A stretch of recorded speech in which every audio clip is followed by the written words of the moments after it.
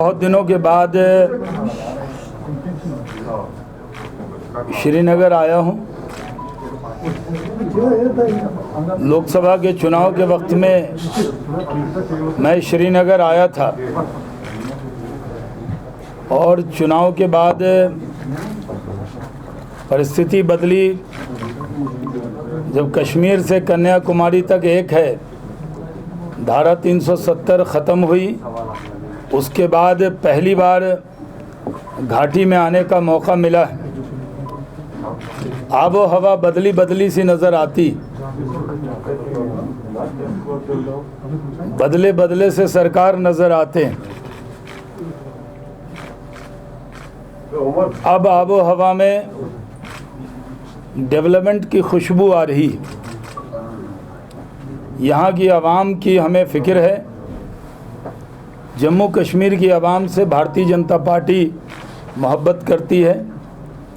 हम चाहते हैं कि जिस तरह देश में डेवलपमेंट हो रहा है, जिस तरह आंध्र प्रदेश में, बिहार में, यूपी में, गुजरात में डेवलपमेंट हो रहा है, उसी तरह का विकास और डेवलपमेंट, तरक्की जम्मू कश्मीर के लोगों का भी हक़ है। जम्मू कश्मीर के अवाम का हक़ है, उनका ये राइट है और हमारे लिए फरीज़ा है कि हम डेवलपमेंट करें।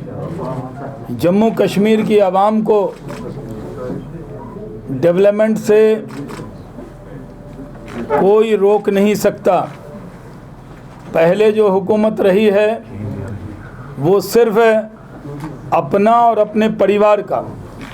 पहले एनसी और पीडीपी के नेताओं से पूछा जाता था कि आपने क्या डेवलपमेंट किया, तो उन्होंने कहा देखिए हमारे रिश्तेदारों का कितना बड़ा बड़ा मकान है, हमारे बच्चे कितनी तरक्की कर रहे हैं, हम मुख्यमंत्री थे, हमारे बच्चे भी हो गए हैं। लेकिन किसी गरीब के कश्मीरी बच्चों की फ़िक्र उन्होंने नहीं की।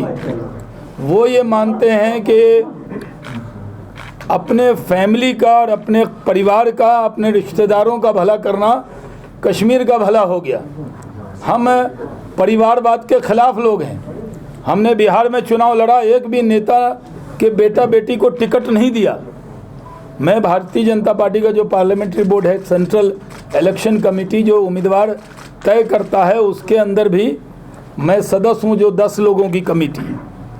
और मैंने देखा है कि हम परिवारवाद के ख़िलाफ़ हैं। इसलिए हमारी कथनी और करनी एक है। जो हम बोलते हैं वो करते हैं। अगर हमने कहा कि कुछ परिवार के लोग, आज जितनी भी पार्टियां जम्मू कश्मीर के अंदर हैं, वो कोई न कोई उनके वालिद या उनके दादा MP, MLA, minister, chief minister रहे हैं, इसलिए वो हैं। आम कश्मीरी को आपने आम कश्मीरी को आगे बढ़ने का मौका उन्होंने नहीं दिया। हम मौका देंगे। नरेंद्र मोदी जी का कमिटमेंट है कि जम्मू कश्मीर की आवाम पर हम ख़ास तौर पर ध्यान देंगे। जम्मू कश्मीर की आवाम के हाथ में हम कलम दे रहे हैं और उनसे कह रहे हैं कि आप अपने कलम से अपनी तकदीर लिखिए, यानी अपने वोट से लिखिए। धारा 370 ख़त्म हो गई। जिस तरह हम ये मानते हैं कि किसी की मौत होने के बाद वो कब्र से ज़िंदा नहीं लौटता, धारा 370 कभी नहीं लौटेगी। ये बात एकदम सही है, इसमें कोई शक की गुंजाइश नहीं है। जो गुपकार गैंग है, गैंग तो हमारे यहाँ बिहार झारखंड में वासेपुर गैंग देखा होगा आपने, वो गैंग ऑफ वासेपुर। ये जो गैंग ऑफ गुपकार है, जिन्होंने सिर्फ अपना और अपने फैमिली का भला किया, अगर कश्मीरियों का भला किया होता तो आज उनकी मकबूलियत होती। आज उनकी मकबूलियत नहीं है। आज वो खुल के कश्मीर में घूमने की हालत में नहीं है। जनता सवाल पूछना चाहती। 3 पीढ़ी सबकी सरकार में रही है, हुकूमत में रही, क्या किया आपने? इसलिए मैं आपके सवाल के जवाब से पहले ही कह दूं, जो ख्वाब दिखा रही हैं महबूबा, जो ख्वाब दिखा रहे हैं फारूक अब्दुल्ला, वो ख्वाब पूरे होने वाले नहीं हैं। मान लीजिए मेरे वालिद का इंतकाल हो गया और मैं अपने बच्चे को कहूँ बेटा दादा आएंगे, तो दादा नहीं आएंगे। कोई कब्र से ज़िंदा नहीं होता। 370 भी दफना दिया गया है, अब ये कभी नहीं लौटेगा। इसलिए जम्मू कश्मीर के नौजवानों से कहता हूँ, जो लोग आपको ये पहले तो कहते थे 370 को कोई छू नहीं सकता, 35A को छू नहीं सकता, कोई तिरंगा उठाने वाला नहीं मिलेगा, आज माशाअल्लाह भारत का तिरंगा शौक़ से कश्मीर के लोग उठा रहे हैं। इसलिए मैं कहता हूँ कि अब ये लोग पहले कहते थे कि हम 370 को बचाएंगे, उस पर लोगों को गुमराह करते थे। अब ये लोग गुमराह कर रहे हैं लोगों को कि हम 370 वापस लाएंगे। इससे बड़ा झूठ दिन के उजाले में कुछ नहीं हो सकता जो वो बता रहे हैं। हम यहाँ लोकल बॉडी का जो चुनाव है उसमें चुनाव लड़ रहे हैं और जम्मू कश्मीर में अनुराग ठाकुर जी प्रभारी हैं तरुण चुनाव के। हम और अनुराग ठाकुर और संजय भाटिया जी इलेक्शन के लिए जुड़े हैं और लोग जम्मू आज आए हैं, जम्मू का काम देख रहे हैं। मेरे जिम्मे घाटी की जिम्मेदारी है एज ए इलेक्शन इंचार्ज इन घाटी, मतलब कश्मीर का, कश्मीर वैली का। तो मैं इलेक्शन तक आपको मिलने वाला हूँ, उसके बाद भी मिलने वाला हूँ, लेकिन इलेक्शन में कंटिन्यू रहूँगा। अभी मैं 4 दिन हूँ, फिर आ जाऊँगा। मैंने कहा थोड़ा देख लूँ, मिल लूँ, फिर पूरा सामान वामान लेके आ जाऊँगा, टेम्परेचर देख लूँ, आबो हवा देख लूँ। और मैं कोविड में था, बिहार के चुनाव में ही मुझे कोविड पॉजिटिव हो गया था और 21 दिन हॉस्पिटल में रहने के बाद मुझे कितना कश्मीर से लगाव है। मैं पटना नहीं जा पाया ओथ में, लेकिन मैं श्रीनगर आ गया हूँ, क्योंकि जितना मैं अपने बिहार से प्यार करता हूँ उतना ही जम्मू कश्मीर के लोगों से प्यार करता हूँ। और जब मैं मिनिस्टर भी था तो एयरपोर्ट भी शानदार बना हुआ है। हमारे ही दौर में हज फ्लाइट हमने ही दी थी, पहली बार जो डायरेक्ट फ़्लाइट थी। पहले तो एक्स्ट्रा पैसा ले लेते थे। और टेक्सटाइल में भी था तो मैंने उस वक्त बहुत काम किए थे। आज हमारे नेता नरेंद्र मोदी जी के दिल में बसता है जम्मू कश्मीर, आज उनके दिमाग पे है जम्मू कश्मीर। वो उनकी ज़िद है जम्मू कश्मीर को संवारने की। नरेंद्र मोदी जी की ज़िद है जम्मू कश्मीर में डेवलपमेंट लाने की। नरेंद्र मोदी जी की ज़िद है आपको रोज़गार दिलाने की। और जम्मू कश्मीर एक ऐसा इलाका है जो सिर्फ कश्मीर के जवान को, जम्मू के जवान को ही रोज़गार नहीं दे सकता, बल्कि पूरे दुनिया का टूरिज़्म का हब बन सकता है। लेकिन टूरिज़्म की जगह लोगों ने थोपा टेररिज्म। अब टेररिज्म का दौर ख़त्म हो गया, टूरिज़्म का दौर शुरू हुआ है। मेरी आपके ज़रिए उन सब जम्मू कश्मीर वासियों से अपील है कि आप डेवलपमेंट के लिए, आपने सबको आजमाया, अब डेवलपमेंट के लिए भारतीय जनता पार्टी को आजमाइए। हम पूरी तरह आपकी उम्मीदों पर इंशाअल्लाह खड़े उतरेंगे और सबका साथ, सबका विकास, सबका विश्वास, सबको साथ लेकर चलेंगे। हिंदुस्तान में जैसे आज सब जगह अमन अमान है, कहीं कर्फ्यू नहीं है, कहीं दंगा नहीं है, कहीं फसाद नहीं है। 1-2 घटना जो होती है कहीं दिख जाती होगी कभी कभी टीवी पे, वो कुछ समाज के अनासिर हर जगह होते हैं जो समाज को बदनाम करते हैं, मुल्क को बदनाम करते हैं। लेकिन हमारी जिम्मेदारी है इस मुल्क में किसी भी ज़ात मज़हब के मानने वाले हों, उनकी फ़िक्र करना नरेंद्र मोदी जी अपनी जिम्मेदारी मानते हैं। और अटल बिहारी वाजपेयी जी की तरह अब जम्मू कश्मीर के लोग भी नरेंद्र मोदी जी से बहुत प्यार करते हैं, बहुत मोहब्बत करते हैं। उसका नज़ारा हमने देखा है। अब जिसकी नज़र ख़राब होगी उसका नज़रिया भी वैसा होगा। मान लीजिए किसी को मोतियाबिंद है तो उसको जो दिखेगा वो पूछेंगे कि ये क्या दिख रहा है, ये शाहनवाज़ है, कहने नहीं नकवी साहब दिख रहा है। मान लीजिए थोड़ी आँख में दिक्कत है, कुछ लोग ऐसे हैं जिनके आँख में दिक्कत है, तो पावर चेक कराएं। अगर चेक कराएंगे तो दिखेगा कि यहाँ लेफ्टिनेंट गवर्नर आए हैं, डेवलपमेंट मनोज सिन्हा जी बेहतरीन डेवलपमेंट का काम कर रहे हैं। पूरी तरह सरकार की भी कैपेबिलिटी का सवाल है कि हमने जो वादा आपसे किया कि डेवलपमेंट करके दिखाएंगे, डेवलपमेंट करना नरेंद्र मोदी की जिद है और उस जिद पर हम पूरी तरह खड़े उतरेंगे। अब अगर कोई सवाल है आपसे तो एक एक करके सर यहाँ से ये बताएंगे नाम। 5 जगह से आवाज आई है, एक जगह लाइट जनरेटर चलेगा क्या? एक करके पूछेंगे। अरे भाई आप जिनका नाम पहले वो नाम बता दीजिए और किस न्यूज़ नेटवर्क जम्मू से बात। जी जी जी जम्मू कश्मीर की बात करते हैं। आपने अभी कुछ समय पहले कहा कि जो गुपकार अलायंस या गैंग है वो एंटी कश्मीर है, लेकिन जब हम लोग लद्दाख हिल डेवलपमेंट काउंसिल इलेक्शंस की बात करते हैं तो वहां पे भारतीय जनता पार्टी साथ दे रही है नेशनल कॉन्फ्रेंस को और वो लोग कोलीड करने वाले हैं। तो यहाँ पर अगर वो आपके दुश्मन है, देश के दुश्मन है, तो लद्दाख जाकर के ये नीति क्यों बदल? हमने देश का दुश्मन कब कहा? क्यों मेरी जबान में है? अरे सब हर नहीं, अभी मेरी प्रेस है, मैं जो बोलूंगा उसका जवाब है और किसी नेता के बयान पर जवाब लेना है वो लीजिए।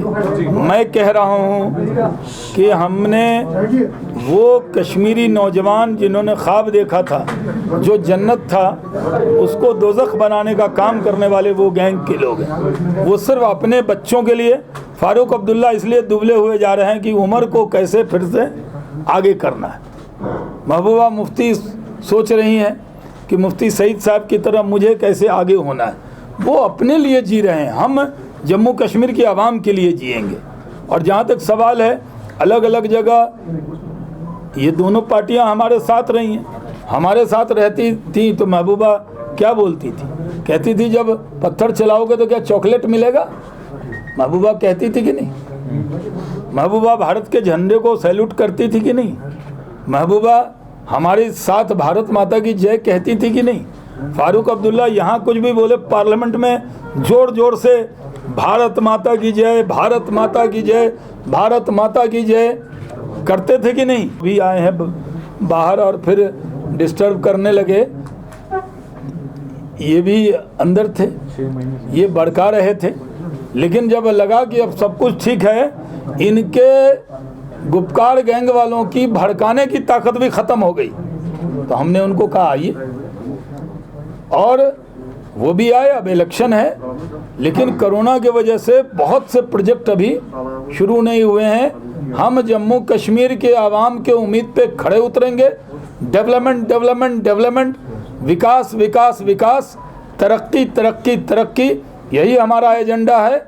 जम्मू कश्मीर के लोग, मैंने जैसे पहले कहा, जम्मू कश्मीर की आवाम नरेंद्र मोदी जी के दिल में बसती है और नरेंद्र मोदी की ज़िद है कि जम्मू कश्मीर को दुनिया के जो टूरिस्ट डेस्टिनेशन हैं, चाहे वो ज़्यूरिख हो या इंटरलागन हो या आप दुनिया के बड़े बड़े टूरिस्ट डेस्टिनेशन हो, उससे बेहतर है हमारा जम्मू कश्मीर।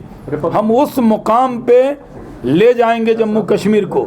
ये हम पैमाना जो है, पैमाना ये नहीं रखेंगे कि कोई अलग मुकाबला करें कि साहब दार्जिलिंग जैसा बनाएंगे, वहाँ बनाएंगे।